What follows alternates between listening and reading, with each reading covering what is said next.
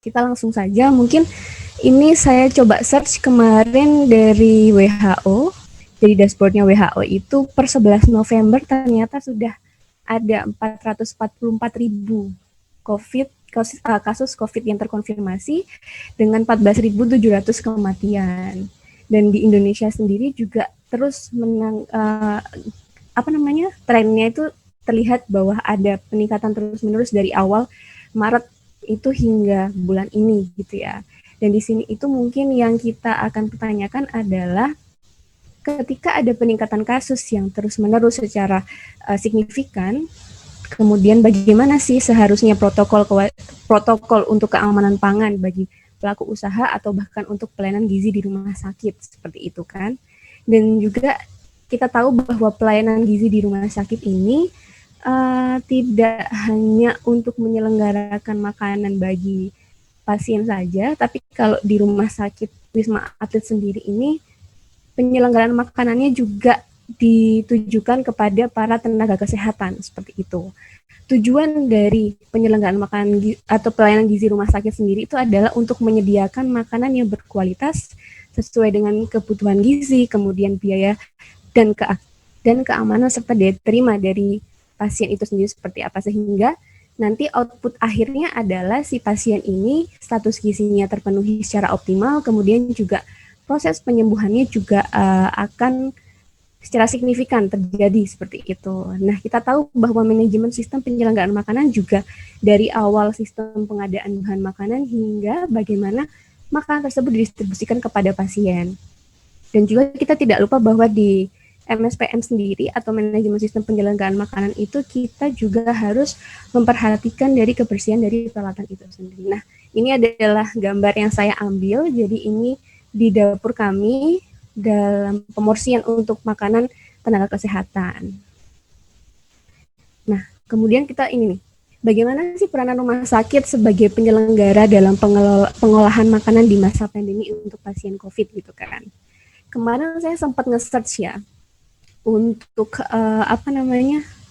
dari WHO sendiri pun bulan April 2020 sudah sempat diberikan tentang guideline bagaimana food safety untuk pelayanan gizi, baik itu untuk industri makanan ataupun untuk pelayanan gizi di rumah sakit gitu kan. Itu sudah ada beberapa yang saya highlight bahwa memang itu keamanan pangan yang sebaiknya dilakukan adalah yang berdasar pada HACCP yang mungkin tadi sudah sempat disinggung oleh Bu Laksmi di awal. Dan di sini itu kita perlu kita tekankan bahwa virus SARS-CoV-2 ini tidak ada evidence base sebelumnya yang menjelaskan bahwa makanan itu sebagai penyalur dari virus SARS-CoV-2 ini. Jadi kebanyakan itu paparan dari COVID ini akan secara langsung signifikan memberikan dampak pada satu sama lain ketika mereka itu memang bersinggungan secara langsung. Contohnya misal jabat tangan, kemudian juga ketika ada pasien yang terpapar COVID, kemudian mereka batuk atau bersin di depannya, sehingga dropletnya bisa secara langsung mengenai orang yang ada di sekitarnya, seperti itu. Jadi ketika kita bertanya terkait apakah makanan berhubungan dengan transmitter atau si transmisi penyebaran virus ini, di jurnal atau di guideline-nya WHO ini dijelaskan bahwa tidak tidak ada hubungan signifikan bahwa makanan ini bisa memberikan efek transmisi terhadap penyebaran COVID-19 seperti itu. Tapi yang ditekankan di sini adalah potensial transmisinya dari makanan ini adalah dari penjamah makanannya. Ada di sebelah kanan itu juga sudah saya highlight bahwa personal hygiene itu benar-benar harus memang diperhatikan. Kenapa? Karena memang ketika makanan itu tidak bisa menjadi medium untuk penyebaran virus SARS-CoV-2, tapi ketika penjamah makanannya mereka terpapar oleh SARS-CoV-2, kemudian mereka proses misalnya pada saat proses pemorsian mereka tidak melakukan sesuai dengan protokol kesehatan, mereka akan berkemungkinan untuk memberikan menginfeksi makanan tersebut dengan virus yang mereka bawa, kemudian dari situlah yang menyebabkan adanya paparan si virus-virus itu bisa memberikan perburukan pada pasien-pasien di rumah sakit ini, seperti itu. Jadi memang benar-benar harus diperhatikan untuk proses dari penjamahan higien dan sanitasi dari penjamah makanannya. Nah, kalau misalnya kita ngomongin food safety sendiri, aspek yang ada di dalam food safety atau keamanan pangan adalah terkait higien dan sanitasi tempat pengolahan makan. Kemudian tidak hanya tempat pengolahan makan, tapi juga pada pegawainya atau para penjamah makanannya. Kemudian juga ada sanitasi peralatan terkait temperatur dan waktu penanganan makanan, dan juga terkait bagaimana bahan makanan itu diterima, disimpan, dipersiapkan, dan kemudian didistribusikan. Tujuan dari keamanan pangan sendiri itu adalah untuk mencegah terjadinya penularan penyakit atau pencemaran akibat dari pada saat kerja. Kemudian juga fungsinya untuk menyediakan makanan yang berkualitas baik dan aman bagi pasien. Kalau di rumah sakit kami di RSDC ini berarti tujuan dari keamanan pangannya tidak hanya untuk pasien, tapi juga untuk tenaga kesehatan, karena kami juga serving untuk para tenaga kesehatan juga. Ini terkait keamanan pangan. Jadi ada undang-undangnya terkait nomor 18 tahun 2012 pasal 71 disebutkan bahwa setiap orang itu yang terlibat dalam rantai pangan itu memang harus punya pengendalian resiko terhadap bahaya pangan tersebut. Jadi mungkin akan sedikit berhubungan dengan hak asasi sipil, kemudian berhubungan dengan hygiene sanitasi dari penjamah makanannya, kemudian juga beberapa aspek dari keamanan pangan sendiri terkait dari peralatan, kemudian bahan makanan itu sendiri, bagaimana produksinya, dan bagaimana si keamanan pangan itu terjamin pada saat distribusi makanan dilakukan. Kemudian juga di pasal ini, di undang-undang ini juga disebutkan bahwa peredaran pangan itu harus wajib memenuhi persyaratan sanitasi dan terkait dengan penjaminan keamanan pangan dan atau keselamatan manusianya.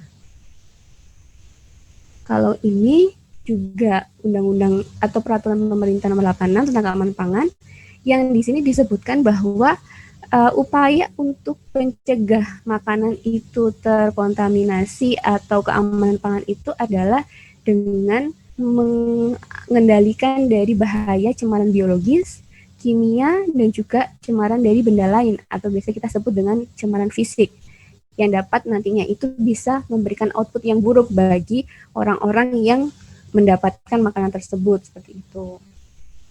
Ini adalah ini adalah kegiatan yang saya lakukan ketika ada di shift manajemen penyelenggaraan makanan di rumah sakit saya. Dan di sini itu kami selalu melakukan yang namanya food security. Food security di sini itu hubungannya sama keamanan pangan yang ada di cemaran biologis, kemudian cemaran kimia, dan juga cemaran fisik. Kalau cemaran fisik, itu nanti yang kita lihat adalah bagaimana kita memastikan bahwa dari makanan yang akan disajikan itu tidak ada cemaran berupa kerikil, batu, rambut, atau kawat.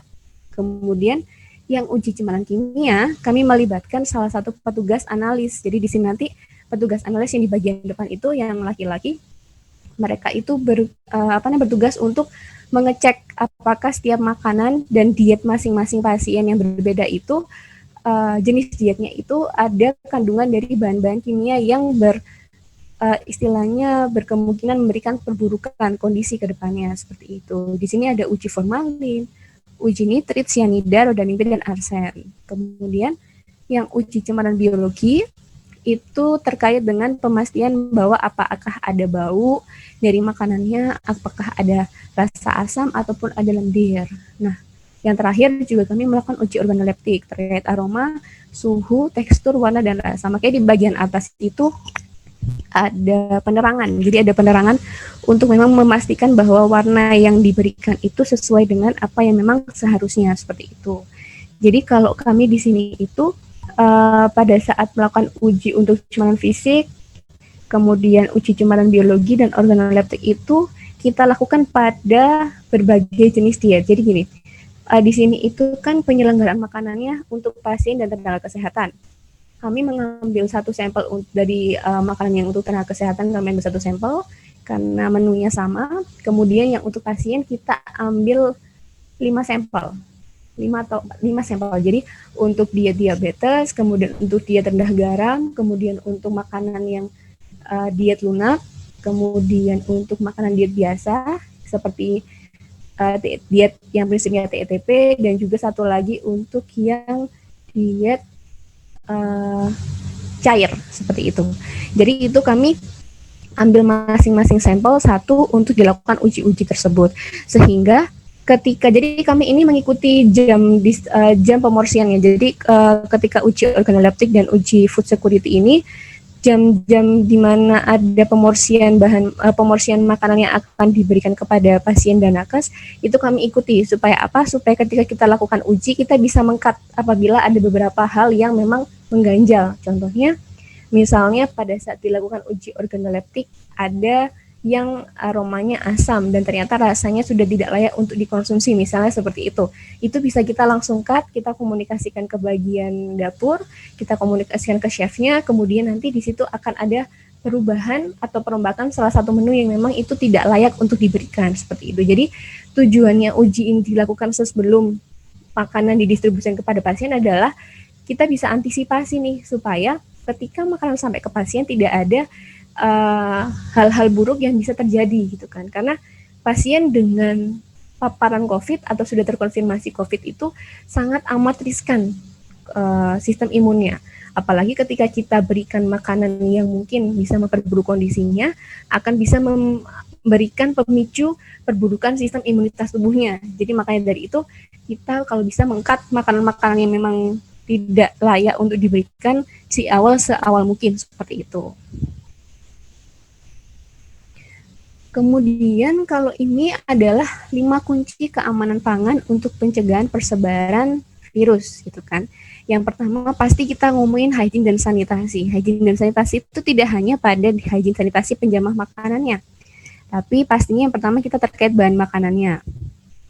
Kalau bahan makanan ini kalau bisa pemilihan dari bahan makannya itu yang berkualitas, bersih dan aman.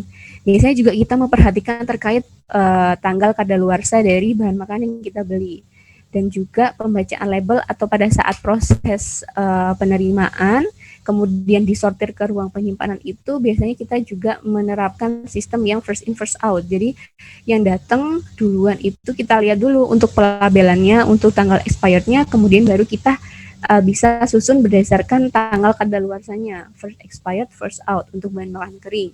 Tapi kalau misalnya untuk bahan makan yang basah, jadi gini, kalau misalnya di rumah sakit saya ini di Wisma Atlet, kami ini bekerja sama dengan catering. Jadi untuk bahan makanan yang untuk tenaga kesehatan, kemudian pengolahan bahan makanan untuk pasien yang tidak ada kondisi khusus, misalnya pada orang diabetes ataupun yang hipertensi, itu proses pengolahannya ada di dapur pusat. Nah, sedangkan yang di dapur kami yang di dapur konvensional kami yang ada di Wisma Atlet itu hanya dikhususkan pada pasien-pasien dengan kondisi khusus, yaitu untuk makanan-makanan lunak seperti bubur beras merah, kemudian lauk hewani dan nabati yang bentuknya cincangan dan juga sayur yang dicincang. Tapi untuk bahan makanan yang memang bentuknya utuh itu kami sortir dari dapur pusat kami, dari catering yang bekerjasama dengan kami, seperti itu. Jadi proses pemilihan bahan makanan, kemudian juga proses penyimpanan untuk yang